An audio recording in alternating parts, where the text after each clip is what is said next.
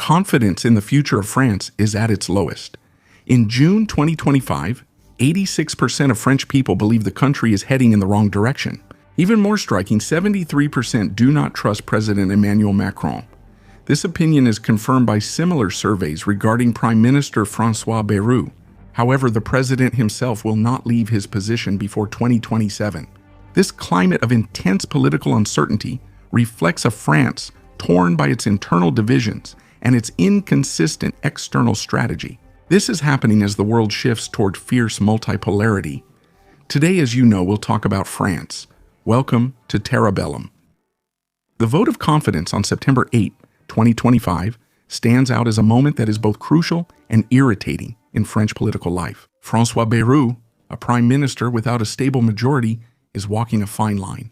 Facing a divided assembly and a determined opposition, he is using Article 49.1 of the Constitution, which will grant him the necessary legitimacy unless a motion of no confidence is adopted. This will allow him to exit the stage with dignity, a legitimate show of force in a parliamentary system that shows its limits, but also illustrates the difficulty a country has in coming together. Of the 41 votes of confidence held under the Fifth Republic, none have been rejected so far.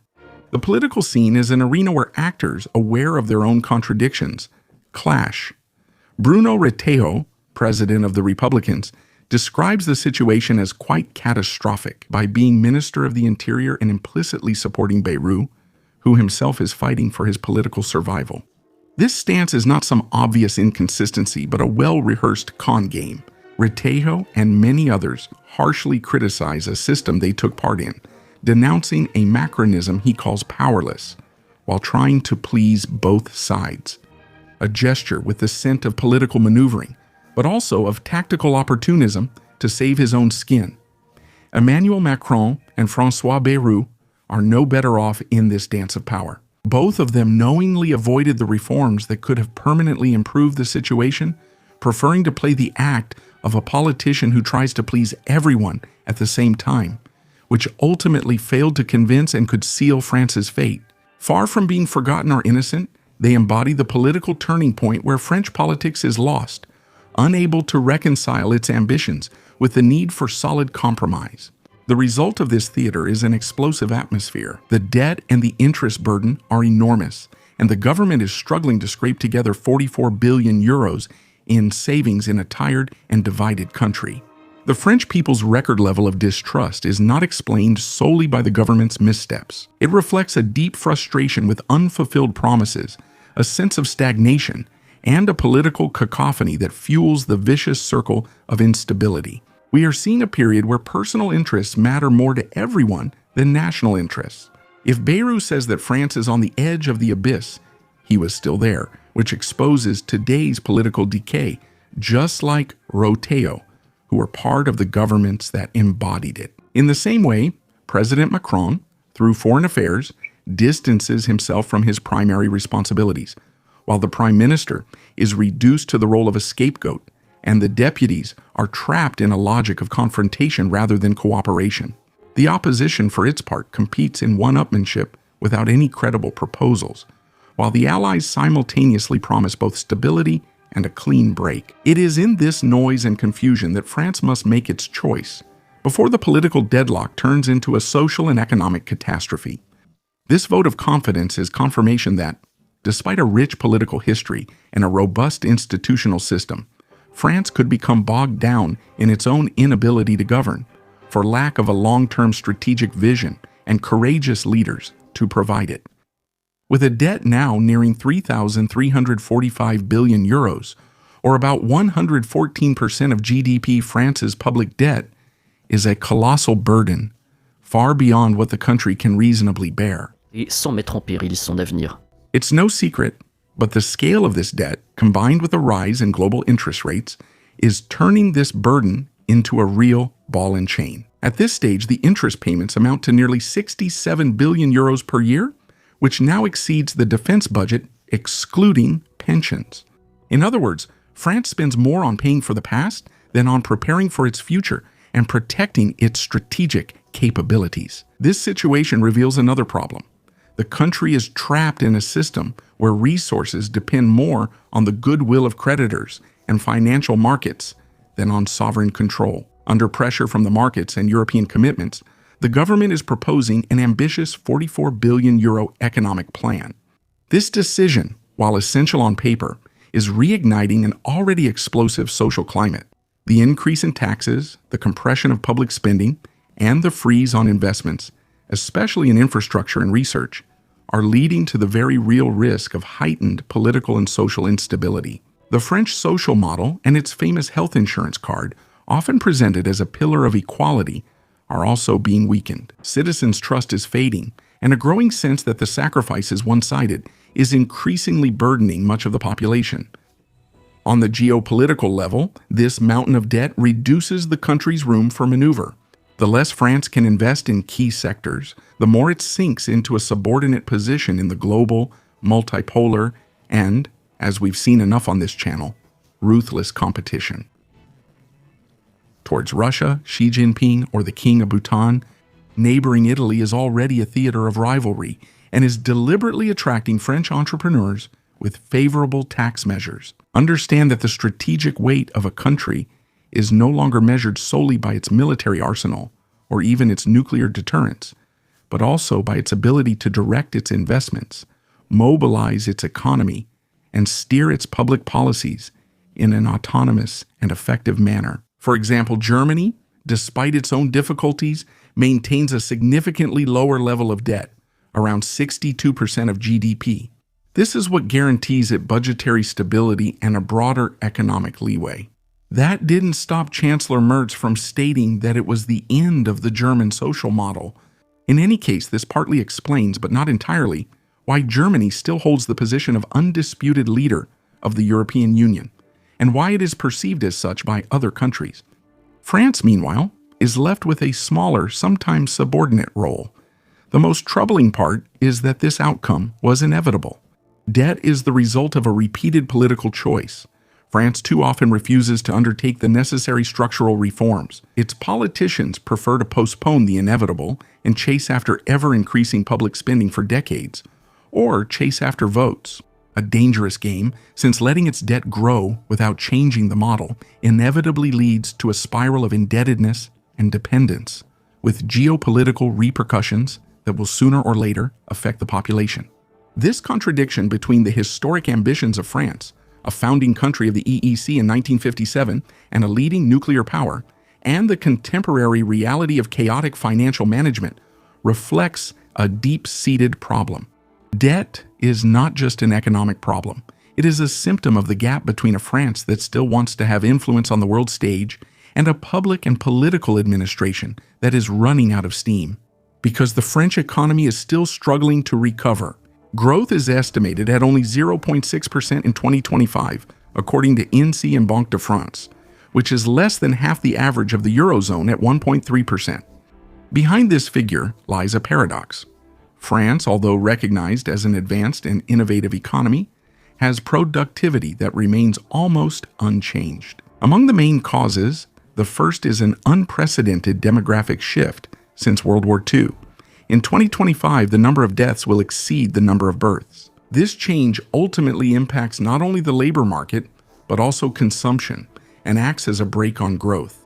There is a huge difference between wartime France, under German occupation, being bombed by the Allies, and France today.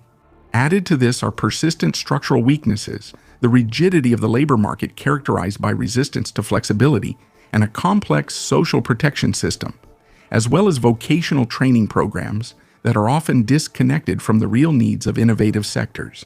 Another problem, economic policy is essentially focused on supply-side measures, with repeated efforts to reduce corporate taxes, simplify regulations, and encourage investment. But these measures, while essential, are not effective enough. They fail to revive domestic demand or private investment, especially in a global context that is uncertain, competitive, and exacerbated by market volatility, at a time when it is necessary to reassure people. On the international side, the situation hardly gives cause for optimism. The trade conflict between the United States and the European Union, especially with the imposition of high American tariffs, up to 50% on European steel and aluminum, and 15% on all products on average, heavily penalizes French exports, with the United States being our third largest trading partner. Even more, and you know this from watching our videos, this trade war is part of a broader strategic confrontation, that of the United States cannibalizing these peripheral regions that are supposed to support it in its struggle with China. Torn between the sometimes divergent interests of the European Union member states and constant American pressure, France finds itself in a delicate position. It must often awkwardly balance its desire for integration with the need to protect its interests in a global game where the notion of ally is relative and where no favors are given.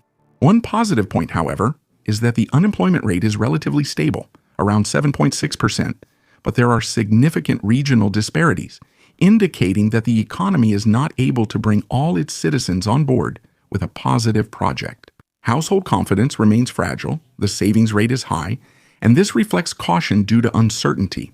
In short, the French economy today looks like a patient on life support, able to maintain a few signs of life, and it's more likely to be unplugged than to be cured if it continues down this path. In a geopolitical context, the time when France could walk a tightrope between the Eastern and Western blocs belongs to the past. From now on, the international stage is fragmented, marked by the rise of China, the strategic assertiveness of India, and Russia's determination to defend what it considers to be its interests, and the fierce determination of the United States to maintain their dominant position, often at odds or even in opposition with French interests. For several decades, Paris managed to serve as a pivot between the two blocs, thanks to Gaullist foreign policy inherited from the post-war period. Independent nuclear arsenal, permanent seat on the UN Security Council, and undeniable cultural and economic influence. These advantages allowed it, until the end of the 20th century, to have a significant impact on international debates. But this influence has gradually eroded. France has not managed to maintain this balancing role. American supremacy has become uncontested, while China and India have asserted themselves in economic, technological, and strategic fields. During Emmanuel Macron's terms in office, this trend has even intensified, with French diplomacy finding it increasingly difficult to make itself heard in negotiations now dominated by Washington and the emerging powers.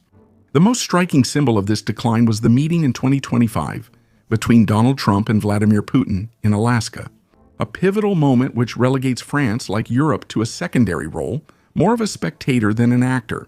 The Ukrainian issue is in fact a textbook case. Paris now plays only a symbolic role, while the key decisions are dictated by Moscow and Washington.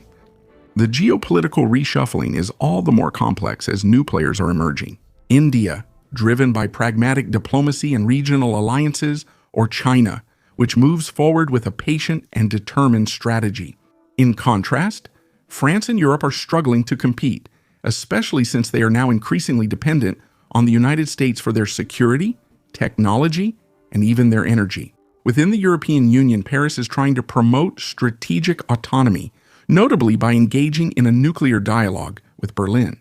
But at the same time, Germany is increasing its military budget, modernizing its army, and strengthening its industrial power. France, on the other hand, finds itself marginalized, lost in its idealism, as shown by the weak support for its European Intervention Initiative launched in 2017, where persistent opposition from several partners to the idea of a truly sovereign Europe leaves France almost alone in defending it.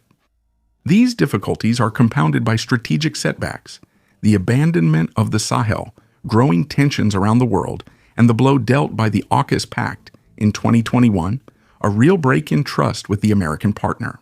In the technological field, the situation is just as worrying.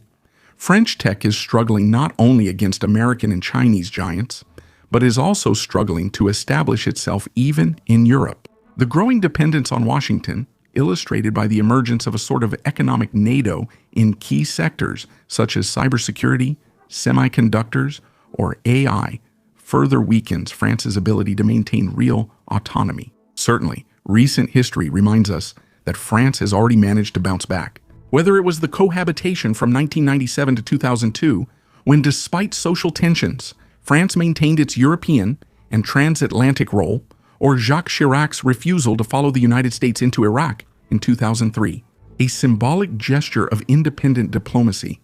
But today, French diplomacy lacks a clear direction. It oscillates between the pursuit of European autonomy and maintaining special ties with Washington, at the risk of diluting its credibility and weakening its effectiveness.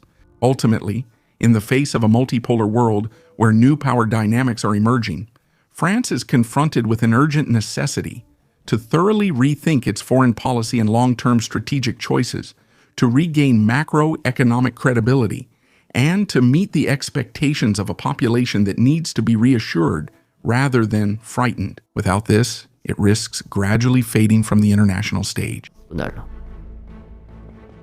Pensez à vous abonner à la chaîne et cliquer sur la cloche pour bien recevoir les notifications. N'hésitez pas à aimer, à partager autour de vous et à laisser vos impressions en commentaire. Votre soutien est plus que jamais essentiel sur YouTube en 2025. Merci à tous pour votre fidélité. C'était Quentin pour Terra Bellum et à la prochaine.